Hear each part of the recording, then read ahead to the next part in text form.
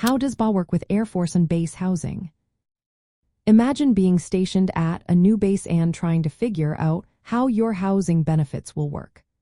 Understanding the relationship between basic allowance for housing and on-base housing options can seem complex at first, but once you grasp the details, it becomes much clearer. Basic allowance for housing is a monthly stipend provided to military members to help cover housing costs.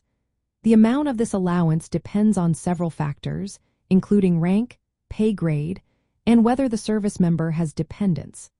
The goal of BA is to assist service members in affording suitable housing, whether they choose to live on or off the installation.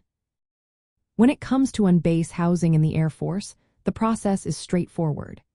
If a service member opts to live in on-base housing, they typically do not receive BA because the housing is provided as part of their military benefits. Instead, the installation offers a range of housing options, from single-family homes to dormitories, managed directly by the base housing office. These homes are often maintained to high standards and are included as part of the service member's benefits package. However, if a service member prefers to live off base, they can choose to receive BA instead of on-base housing. The BA amount is calculated based on local rental market data for the specific geographic area. Service members can then use this allowance to rent or purchase a home in the surrounding community.